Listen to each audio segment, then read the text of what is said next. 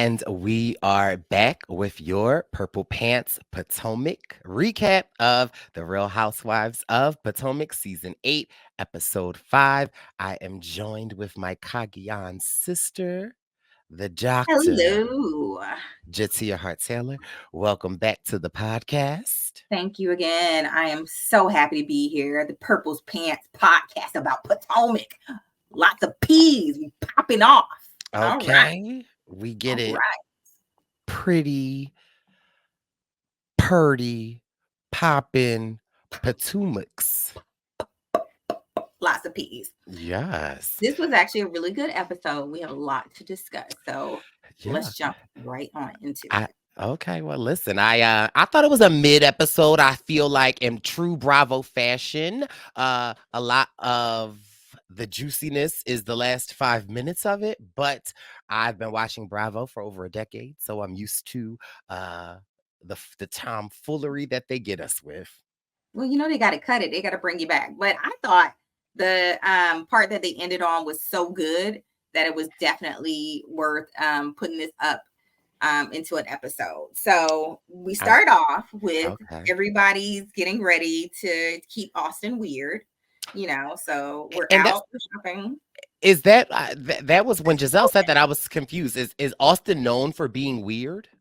Austin is like this little liberal enclave in Texas. So most of Texas is kind of conservative and that's what it's known for. But Austin is, very progressive. It has South by Southwest, which is a big festival that they have every year. It's very tech involved. It's very artsy. It's very different from the rest of Texas. Okay. So Well, I it went to is a weird Houston little, yeah.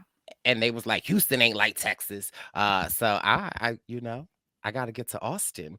But Mm. yeah, I guess Ashley went to Austin over the summer and really wanted to bring the girls there. So Giselle, Mia, and Ashley go shopping, but really it's to rehash the Nneka and Wendy drama. And Absolutely. the girls are essentially saying they believe Nneka. Like, why would someone come into this group with such information and such specific and such like diabolical nasty shrines, like who would just make that up? And they believe Nneka, as do I Look, believe Nneka. everybody is Team NECA. Everybody is Team NECA. It looks like Wendy is losing her hold on whoever she had. So, So yeah, they get together, they shop, they have to have at least one pool outfit, and we do get to see everybody pull out their pool attire. yes. And yeah, that's basically it. Everybody, even Ashley, Ashley trying to be, Wendy friend, but she's not really on her side. She was like, I don't know. Giselle just straight up be like, it sounds true. That's it. The spirit tell me it's true, since we uh, talking about spirits and stuff like that. Listen, and then simultaneously we have Wendy and Eddie at this Happy, lunch. happy. Happy Eddie, happy Eddie at lunch, and they are recapping, and they're just first of all they recap the Facebook, and they're like, I That can't is the believe it. best part of all of this. First of all, is the recap in the Facebook. So again, they bring that up in the first conversation about how Ike brought up Facebook and everybody was on Ike's side on that too. He was like, "Tell me like a man, stand on business, Say it whatever." with your chest. Say you Right, unfollow me. right. Just tell me.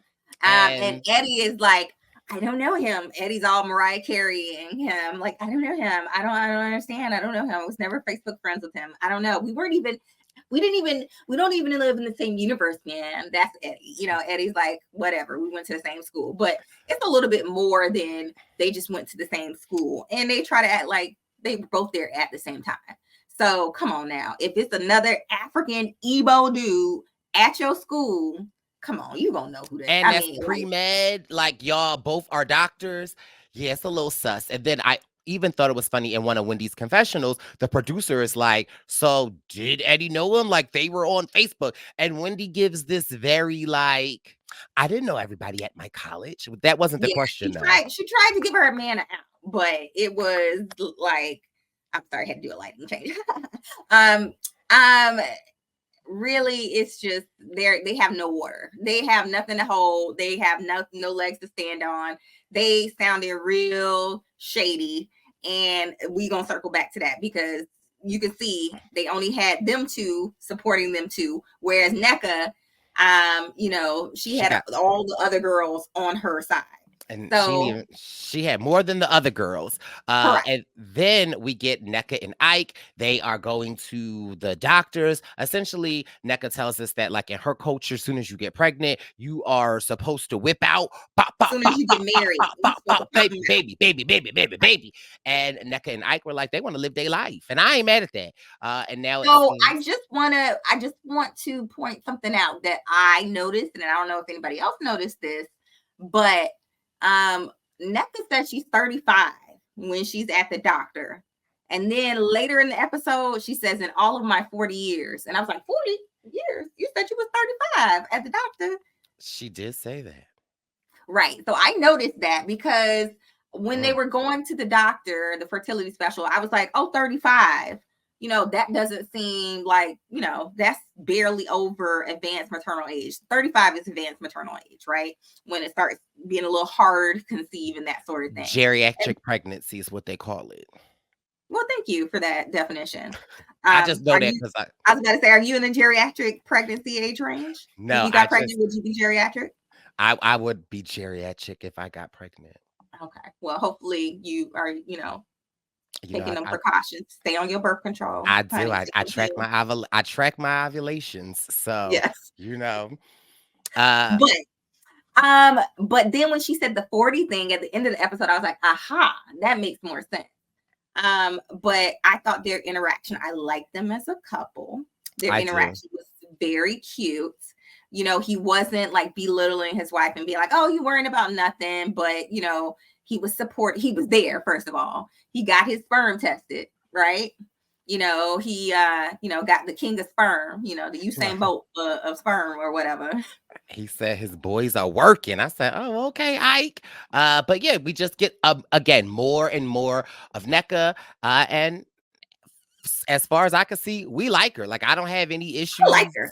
I like Ike. I like her. It's the first first time I ever liked a guy named Ike. Because when I think Ike, I think Ike Turner, and I'm like, Rolling right, on. rolling, right, sing the song, anime. It was Oh, none of that. He was very supportive.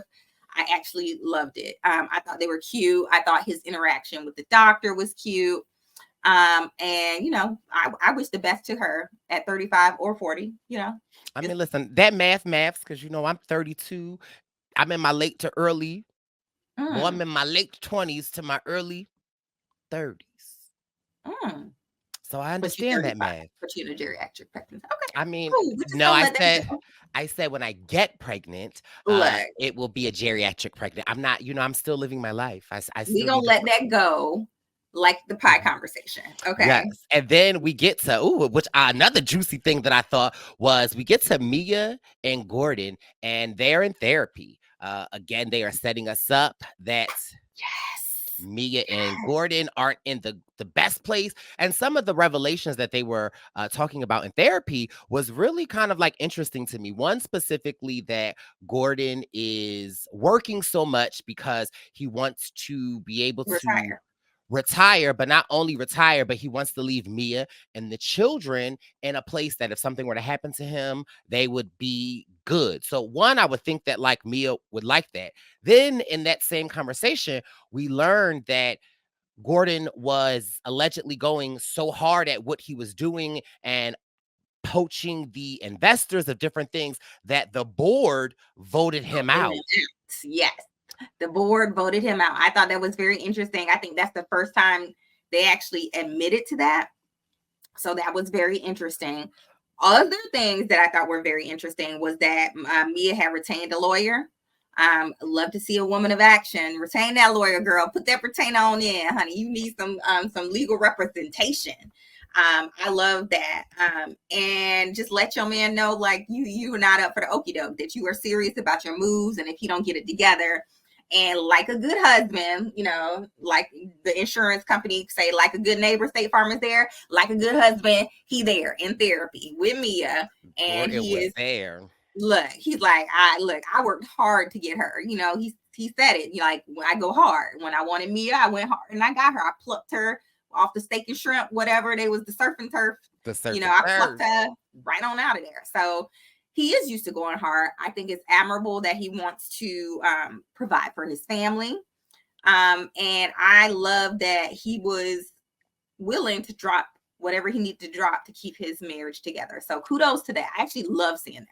But I also thought it was interesting because it seemed like in the first 2 seasons that we saw Mia, or the first season we saw Mia or we met her, she made it seem like Gordon was in the background and she was doing a lot of the work. Then the next season we saw that, she was saying that Gordon has taken a backseat and Mia is just so busy. And so I just find it interesting that now he is working so much that he's not there for the kids. But in fact, we kind of see on the TV that he's like the nanny and all of this stuff. So it was like just interesting, these pictures that they're painting, because I'm trying to see the, Basquiat come to life, but it's really looking like a Basquiat abstract art, because I can't figure out, is he working too much? Is he not working enough? Is like now he's doing too much. And a question I wanted to ask you is like, if he is going so hard that he is approaching these like that Well, if the board's I'm going gonna to give vote you you out. my take on it. So I think he's trying to make up because he used to be a breadwinner. And it's really hard, if you're the person in the relationship who's used to earning the money and that sort of thing, and then you fall off. I think that he's trying to go even harder now to try and get back to the position of breadwinner. So, Yes, I agree with that. But they were saying that he was going so hard when he was a board member that they voted him out. All they got to do is not like what he's doing. So clearly he did something that they didn't like. And, that's how I work in corporations. The board can vote you out. So he got voted out. So they talk about how he was pursuing other ventures, right? And this is the shocker of all shockers, which, oh my gosh. So, they talk about how he's pursuing other ventures and they sold one of their businesses or something like that. And they had a friend that was, or an acquaintance, friend, family member who was an attorney who was helping them with the business deal. The business deal closed. They were supposed to receive $500,000, and the attorney did not provide the $500,000. So, Gordon, he goes hard. He got, his own investigator, right? And they ended up telling the bar. So that's the organization that, basically manages the conduct and the licensure of attorneys, and they disbarred him. So he was no longer going to be able to practice. And then soon after, he committed suicide. So is kind of crazy. And it's like, yeah. So again, now we're learning of even more of these legal woes. And I was confused. The story was a little confusing because I couldn't understand if, when Gordon sold some of these properties, was it with the family, and which is why they then retained legal fees, or which is why they retained a lawyer to ensure that they would get their portion of whatever that they sold. And that is a little murky to me. And honestly, I didn't Google it because I was like, I don't know if I want to get into that, because it seems like whoever this person was, that this was somebody who was close to and maybe have been a family member, or something like that. I'm not sure. So I didn't really want to get into it because I don't like being in people's family business like that. And I'm sure it was already painful for them. I just wanted to know. But so now we know. Now we're getting a little bit more about what Mia is going through, and she is in therapy. Mia, like you said, she also said, "I filed for divorce." I said, "Oh, child, you was." She said she retained legal counsel. Come on now, because I was like, "What did you say now?" Because I was documenting that. So she has not filed for divorce, even though the streets be talking. The streets say she in the streets. Okay, the streets are saying she is having a hot girl autumn. So the streets say that she is separated from her husband, Gordon Thornton. So that is unfortunate. So I hope that, I don't know, I hope they get it back together. But hey, maybe she'll get her little boo thing. I don't know, but we shall see. So the girls are all ready for Austin. We're at the airport, And it seems like Nneka and Wendy are kind of sort of interacting with each other. We get to Austin, and Ashley comes up with this idea to separate the cars. Now, mind you, Well, no, even though wait. Yes. So this was funny by the star sign. I thought that was very interesting. so Um, it's giving, yeah, sure, it's Ashley's idea, or is it production's idea? Because it sounds like right, it because would make for they put my girl Robin in they the put worst car with Wendy Robin was Wendy and and Candace. Candace, and I believe Mia. And then it was Karen, Nneka, Giselle, and Ashley. And so the So one car, of those cars sounded a lot more fun than the other car. Let's just be honest. yes. Yeah. And at least we hear in some of her confessionals, we hear Candace say that like it's awkward to be at odds with Robin and you all of this and that. And again, But I you did that to yourself because you right. ain't have to comfort her neck like that. You could have, and this is again something that is wrong with Candace. She's a very cute girl, great storylines, but her mouth is ridiculous. Like, why would you say that about a friend that she's a fraud? I mean, and also, why do you harp on things so much? But this is going to also come back when they have the whole conversation with her and Giselle. But so they're in the not fun car, the car of get me out of here now. Quiets. Yes, Right. And the in say the less other car, car. the Say The Less horrible. car, and the other car with Karen and Giselle, they get to talking, and then they're talking about Robin and Karen is basically saying, like, I mean, I want to work it out with Robin. I try to work it out, right? Then she goes into the Karen pie The that pie, not Patty's okay, pie. not Karen's pie. Patty's pie, but Right. Karen's pie. And Karen is saying that their friendship is fractured. It's like a pie. You cut it in half, and that half of it is in the freezer, and the other half is in the refrigerator, and Karen is ready to defrost it. But then a half of that pie that's in the But freezer. So then a fourth of now, that pie. then Right. a quarter of the pie is cut, Right. and that's in Right. the freezer. And Right. so, And then she thought out, but then maybe it might need to go back, and maybe she need to split it in the ace, and she don't know, but it's some part of the pie that's still in the freezer that's gonna be taken out at a later date. It's kind of like your wedding cake when you get married, and then you take the top tier and you put it and you freeze it, and then you eat it a year later, it like that. just I was. think that's what she was saying. I understood what Karen was saying, but I didn't understand what, like, I didn't understand the pie. I didn't understand half of it being in the freezer. Then I didn't understand the other half. Then when she cut it into quarters, She made me think of Thanksgiving. I was like, do I have any more pumpkin pie left? Like, I was thinking, I'm like, dang, I'm hungry. Like, listening to her. So, anyway, I guess she's just trying to say she got some things still to be addressed with Robin. It was a horrible metaphor. Confused everybody in the car, which is why that was the best car to be in. Like, I want to be in the pie conversation instead of having dry silence in the other car. The pie conversation was like baffling yet fascinating. Then we get to our hotel. We go to Ashley's penthouse suite. She's got a spread of tacos, and she reveals to the ladies that y'all all got regular rooms, but I'm going to put my girl Robin in the other penthouse because she's just been Emotionally going distressed through so much. And yeah, it's the grand dame for me. The grand dame is like, I take a little closet. That's funny. To be at peace with my soul, huh? To be at peace with my soul and my institution than be in a penthouse. And Well, so Mia also got a room, like a little suite too. She got like her little junior suite. I saw that when she opened the door. The hotel was cute. It was, they gave them all beers as a welcome drink. So I thought that was kind of funny. I personally am not a beer drinker. I'm a, straight to the liquor, maybe some wine. we know, chat. Jatia could take That's how I get the party started. one Vodka. shot and she is ready to go. Right. I'm the lawnmower. Okay. No, So I they choose get their not to drink beers. with Jatia because, yeah. But I'm a fun drinker. I mean, are you? Yes, I am. No, girl, I mean, you're fun, but your fun just don't stop. But you never, correct. Why would the fun stop? But you never had to, like, peel me off the floor or hold my hair back.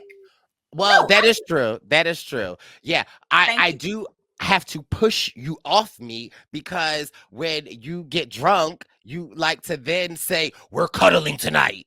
And then I am Hold on, you don't forced. want my love? Are you trying to say that you don't want this? You don't want this? I mean, like, I'm just trying to express how much I love you. And that just comes easier with a little liquid, lubrication. Everything's better with lube, right? Oh, So, I mean, I don't understand. But okay, you know what? I'll remember this. You can you won't. continue to get 2 beds when we get a hotel room, but you know where I will be. I mean, I always get 2 beds, and I'm always like, "Jatia, this is your bed," and I always seem Just my bed to to. put my clothes on, and then I'll be in your bed. Anyway.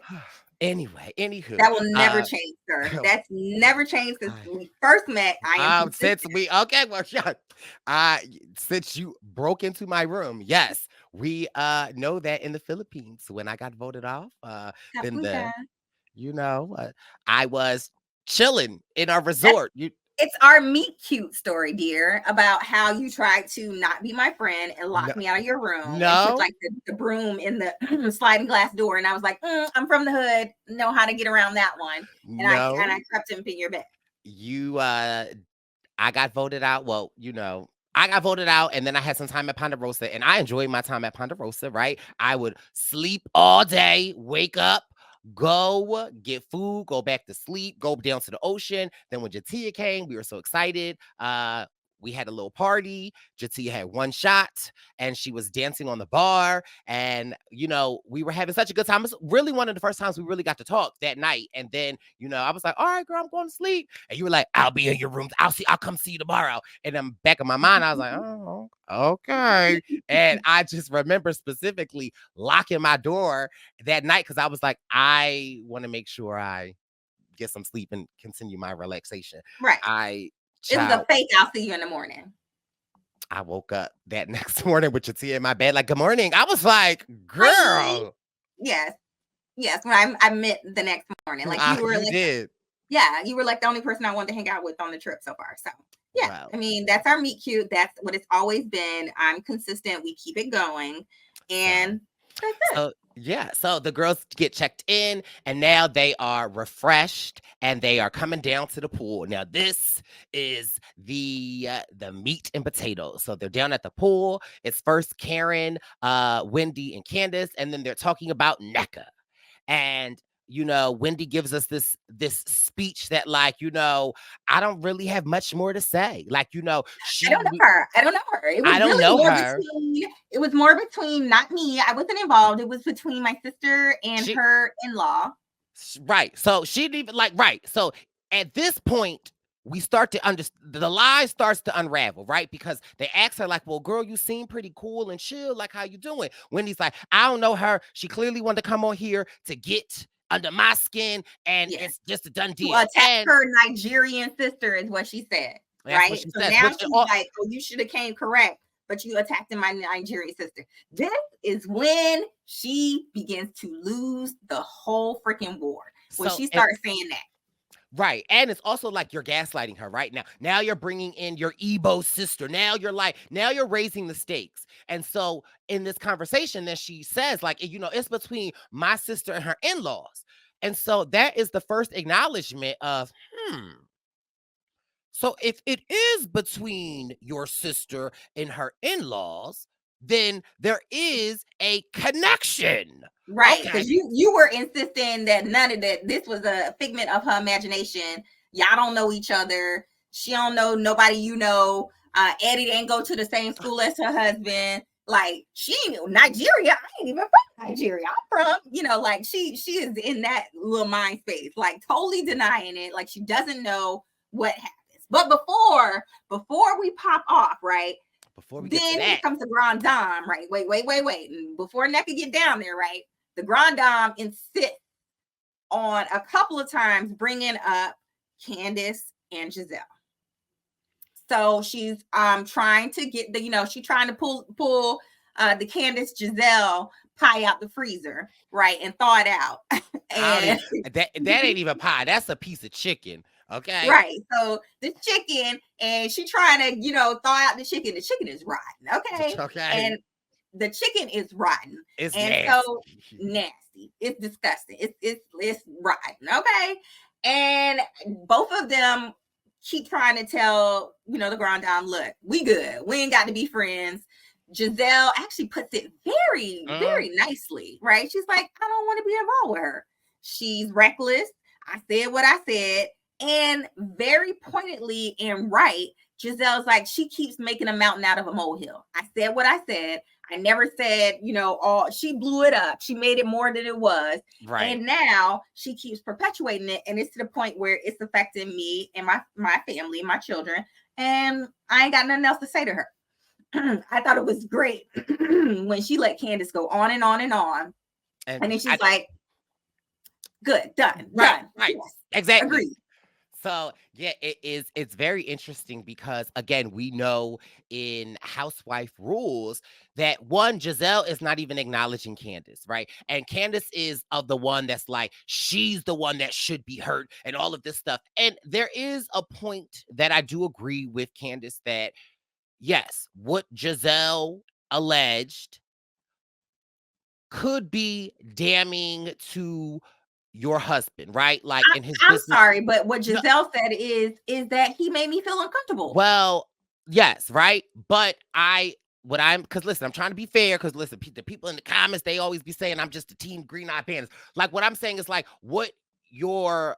not what you said, but what could be concluded from what you said could not look positive on Michael. However, okay, but this is the thing. I don't care what the people in the comments say. Y'all wrong. Y'all wrong in the comments. I'll put that in the comments. Y'all wrong.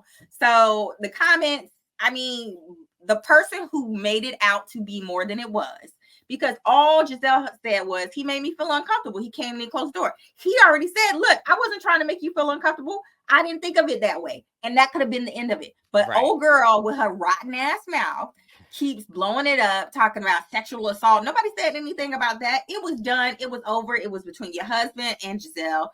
And we could have moved on, but you keep perpetuating it. I don't know. And you're making it bigger than what it is. The only thing that I do agree with Candace is that you had months off filming if this was an issue. I'm not saying I agree with her, but I do think that she does have a point that like this happened months ago. I agree, but they are on a reality TV show. Well, and she ain't trying to get in trouble like Robin.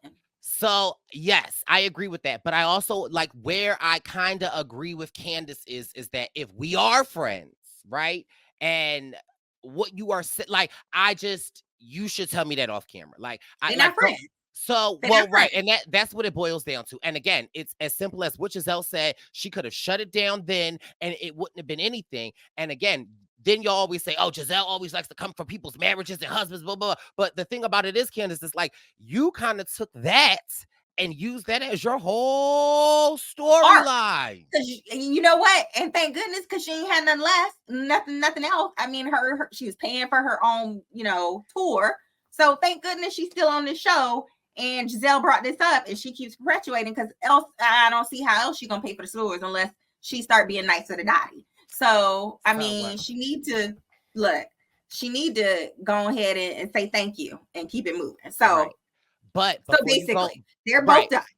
But it's interesting because like they don't acknowledge each other, right? At all. Like they don't speak, they don't say hi. And so I only bring that up because like in Housewives, that. So essentially, they're saying they don't want to film with each other. Like they'll film, right? And that's like basically the death knell. And when you're a housewife and nobody wants to film with you, that's when your ass get moved on. So they clearly are not filming, and I feel like this season we will see a lot of these group gatherings because clearly the producers want to see them together and talking, but clearly they're not having it. So we'll see who wins that battle. Now, while all of this is going on, Mia takes Robin for a walk to confide in Robin about what is happening. I just want to say that Giselle is going to win that. Let's be honest. They ain't getting rid of Giselle for Candace, but go ahead. Well, I mean, but here's the thing though, right? Like, I mean, I'm a green eye bandit and I ride for Giselle and I ride for Robin. I don't ride for neither of them. But I do like Candace. I do think Candace is great for the show. Like, I would be sad if Candace was gone though. I wouldn't. Sorry, I wouldn't. I mean, like, I would be sad if Giselle was gone. Oh, yeah. I don't know if I will watch the show anymore. Correct. So that's what I'm saying. But if Candace went, I'd be like, can we get some cameos by Dottie at least? Can Dottie come back? Dottie take her place. Right. Let uh, Dottie have right. Okay. so So I love this little walk between Robin and Mia because I think this is the great thing about Robin, right? Robin cannot, can not be on the greatest terms with somebody, but she can have genuine moments despite that. So I wouldn't say that her and Mia are the best of friends, but she goes on a little walkie walk with Mia. And she is very empathetic when Mia tells her about her financial situations and also the suicide associated with the financial situation. And it brings back the issue when Robin and Juan invested some money with one of Juan's friends who was a groomsman in their wedding, the first wedding, and then committed suicide. And I thought that was a very nice moment between them two, and showed that they could support each other because it's hard. You're trying to do business and then you cause somebody to be in such distress. They probably caused themselves to be in such distress, but still you had a hand in it, and it just makes you feel guilty. Like, what are you doing for money? So I thought that was a really nice moment. What did you think of it? It just reminded me that Robin, in my opinion, is that's a hot take, but she's like one of the realest housewives on the show, in my opinion. Like, she's one Agreed. of the people on the show that I could say that, like, I feel like if I were to meet Robin, her and I could be friends. Great. Like, I feel like That's a good way. I mean, would you let her lay in your bed though? She's no. no me, of course. So no, I'm just kidding. I do think she would be. She seems fun to hang out with. She She seems like seems she's really real. loyal. Look, she's a little delulu about her man, but we all have those friends as well who are delulu about their significant others. So it wouldn't be the first time.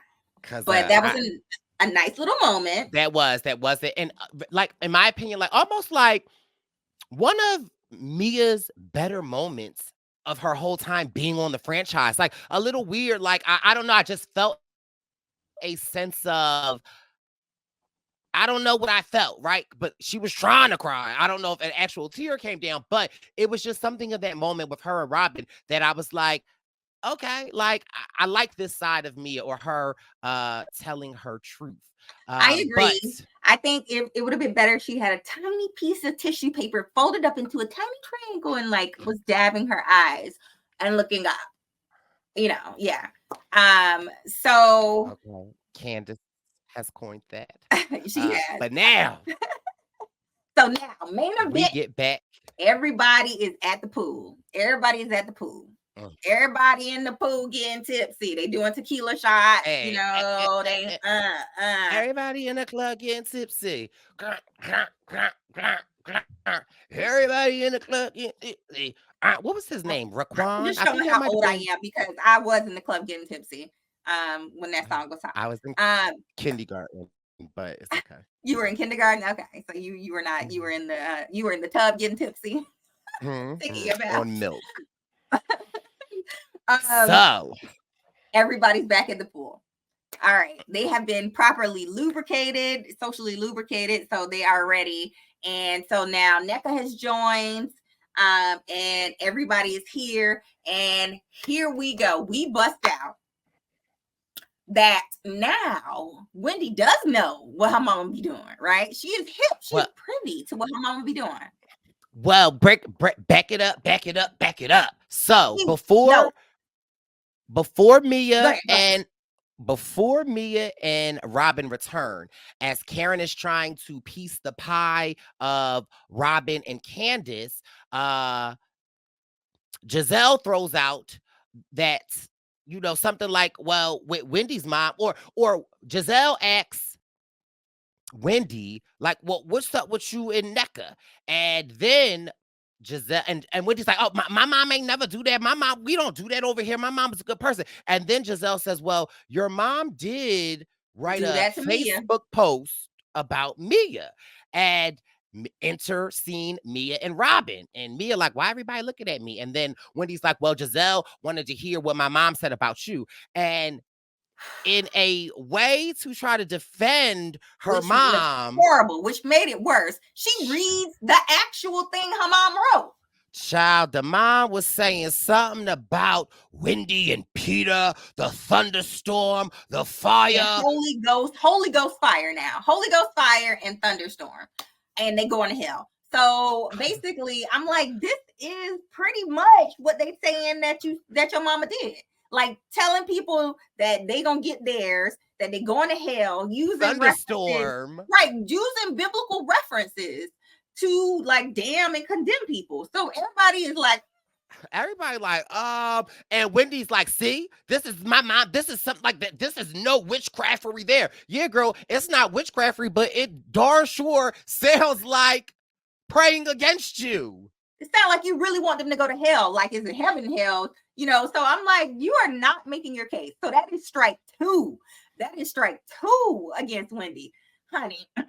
So she read the things, and then she was like, oh, that's not, I don't know them. I don't know them. So then here comes the gut punch. Also, it got a little blurry, right? Because then Nneka, and they got dates coming out. Was it August 4th, August 2nd, April 2nd, and April 4th, and April 7th about the timelines of who said what to who, when, what, blah, blah, blah.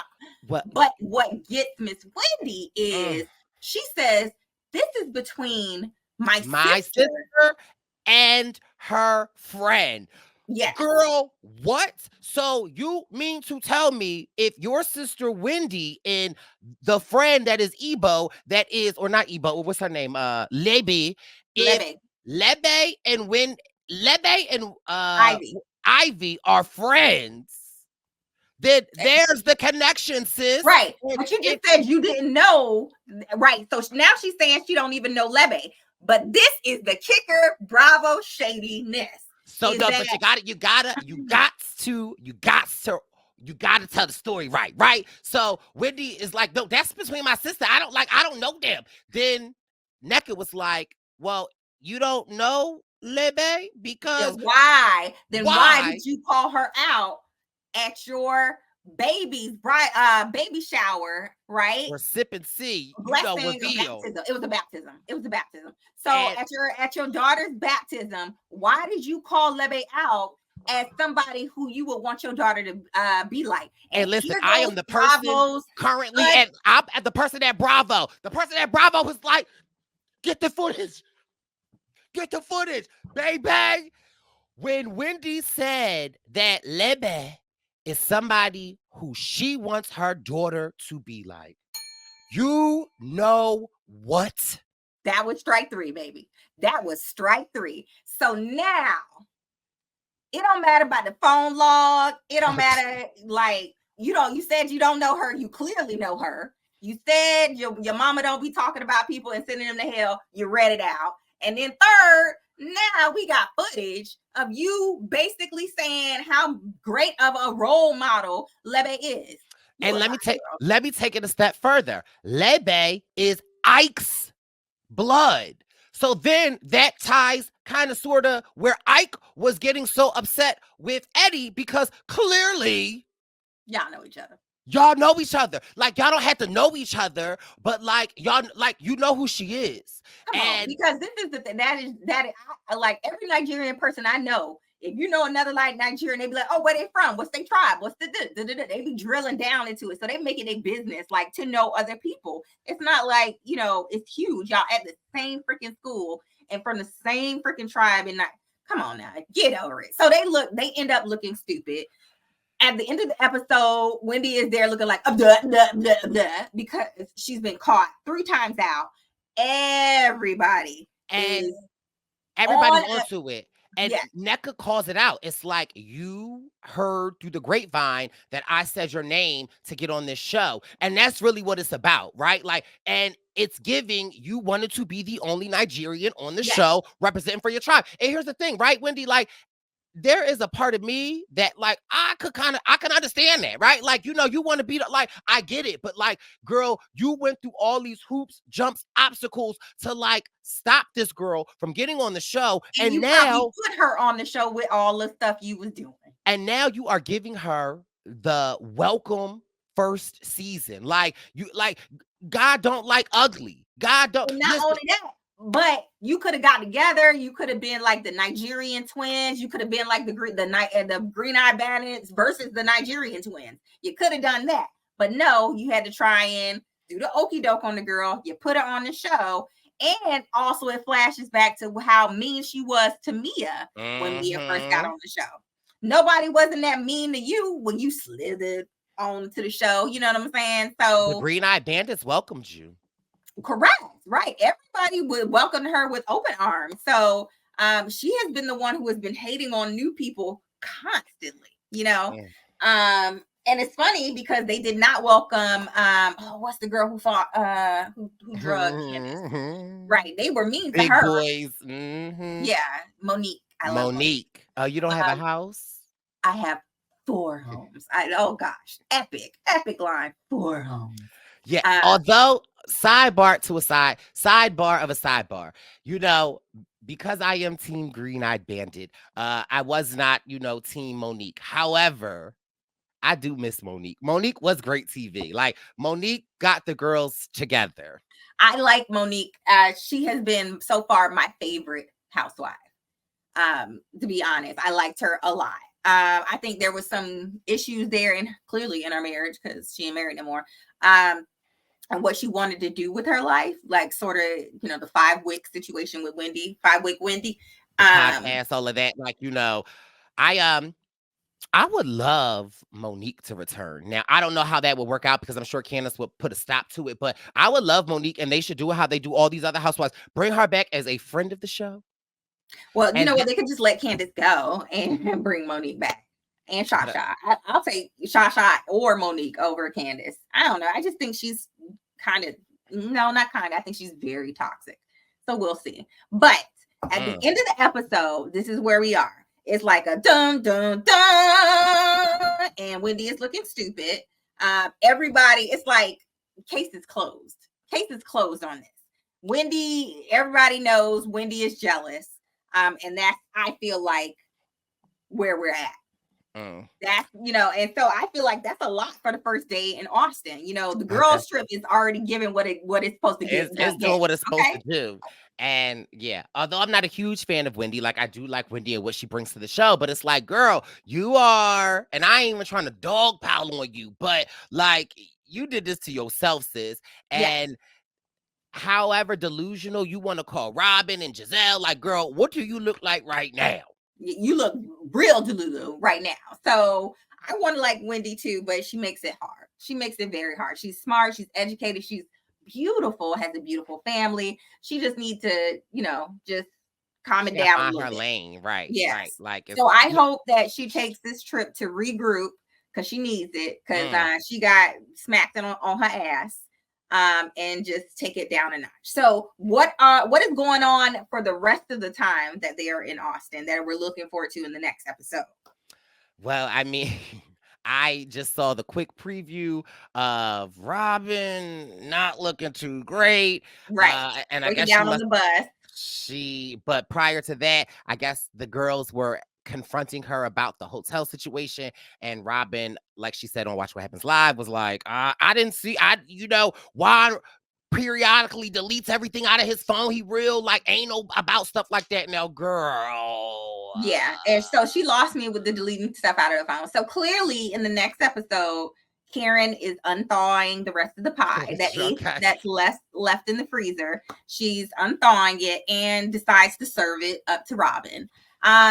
Robin is typically the strong one, but we will see clearly she's going to have at least a little bit of a moment of breakdown, and I'm here to see it. And, it's fine. I think it's fine for her not to try to be strong all the time. And I hope the other ladies are there for her when she does, break down a little bit. Yeah. We'll have to see what happens on episode 6, but this is going to be the conclusion of our Purple Pants Potomac recap of episode 5. Jatia Hart Taylor, doctor. Thank you. I just want to say, so we talked a lot about, suicide. So if you are feeling like, you are having some issues in your life, don't be afraid to ask for help. You can't be too strong. We have suicide hotlines. You have friends. So please reach out. We do want to say that it's a serious subject, even though, we touched on it, but be safe. It's the winter, you get them doldrums and stuff like that. check in with Yes. all your folk, everything like that. And thank you so much for having me, Purple Pants Podcast, talking about Potomac on the Purple Pants Podcast. Okay. The Purple Pants podcast of Potomac. Hold on, because now you got me hold on. But anyway, I just wanted to provide the National Suicide Hotline because I did think that was an Oh, important it's topic. 988. Yes, you can call just 988 on your phone if you need to talk to somebody or you're feeling any type of way. I think that, it takes a strong person to say that they need help. And the holiday seasons can be hard for people. So I think that is a great piece Way of to advice to end. give All people. right, But you guys. Don't yes, let your pie thaw before next week. Love you. Bye. well, bye.